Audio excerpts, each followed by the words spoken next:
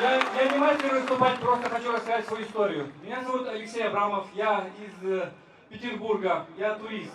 Я приехал в Гродно недавно, и я не знаю даже сейчас мой правовой статус. Я освободился из, не знаю, из ИВС буквально 1,5 часа назад. Мне еще предстоит забрать свои вещи в Следственном комитете, и предстоит комиссия по какой высылки какая-то в среду будет. То есть мне сказали, что митинг санкционированный, а так я не участвовал ни в чем не санкционированном вообще. Я шел вот недалеко здесь, просто шел вот в вышиванке, меня принял ОМОН, и нашли при мне деньги, $200 США и немного рублей, потому что не работало ничего. И как россиянина меня куда-то увезли и потом допрашивали о том, что я как будто бы давал кому-то деньги, как будто я приехал сюда дестабилизировать обстановку. Потом меня допрашивали с особым пристрастием, были применены пытки. И мне не было, никакие мои права не соблюдены. Меня начали бить еще в автозаке. И я до сих пор боюсь, если честно. Но все, что произошло со мной, не должно повториться ни с кем. И это не может повторяться в нормальном государстве. Простите, спасибо.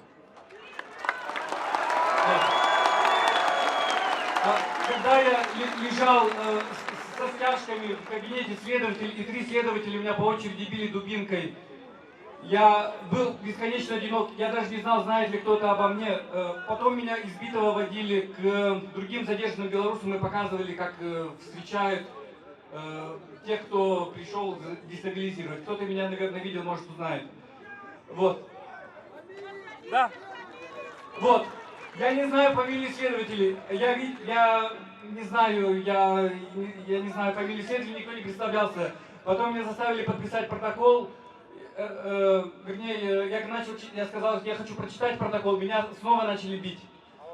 И затем меня возили на квартиру, в которой я снял, чтобы жить, чтобы ее обыскать. Это было тоже незаконно, и меня, пока я ехал в машине, били. Затем меня били обратно, когда я ехал, затем составили протокол уже как надо, и как будто опись, как будто мне деньги, которые я привез и были с собой, я их вез для детей своих перевести. И меня их как будто приобщили, как будто были с собой. И затем, я плохо помню. Да, затем меня перевели в тюрьму, и самое было такое, я не хочу в подробностях еще вспоминать эту ночь. Это было буквально в прошлый вторник, ночью во вторник, и незаконный обыск без понятых, и пытки, и все остальное. Я не знаю, как это все получилось, но мне было две мысли, когда меня били. Я не хотел просто обоссаться, простите. И я вспоминал Юлиуса Фудчика. Я не знал, что это такая будет аналогия. Это который, кто знает, тот знает. Репортаж «Петлей на шее». Я думал, как его так били? Как он так писал, что все равно. И это было, не знаю, это происходило. Я просто на этом сосредоточился, и это не так уж страшно. Страшно было просто сгинуть. Вот обо мне никто не знал. И, как выяснится, действительно обо мне никто не знал, что я существую, что я здесь есть, и я боялся, что меня заберет КГБ или кто-то еще. И самое страшное, что они меня просили признаться в том, что я не делал, что, кому давал деньги, сколько давал, этого ничего не было. И допрос начался с того, что разорвали мою вышиванку. Я бесконечно благодарен гродненцам, я благодарен ребятам, которые передали щетку, зубную пасту, нам сразу же отдали в тюрьме. Спасибо вам. Мы, когда сидели в тюрьме номер 1, мы слышали, как люди собираются. А когда меня везли потом в пятницу, переводили, я видел людей, которые, девчонок, которые облачены в белорусский флаг, и хоть что-то, радовался. Я не знаю, что еще можно сказать. Я считаю, что не должно не повториться моя история ни с кем и никогда. Вообще в Беларуси этого не должно происходить. Я считаю, что пытки, они неприемлемы ни при каких случаях. Кто бы что ни совершал, это не может в нормальном государстве происходить.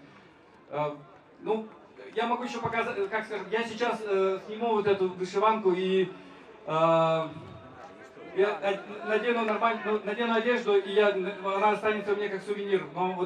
Но тем людям, которые хотят сказать, что все в правых правых, я готов показать вот это.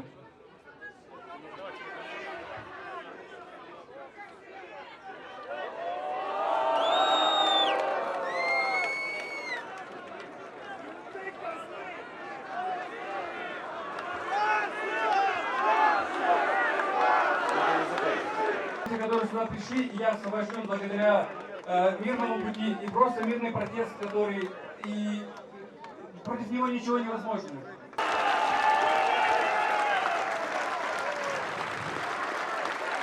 Молодец!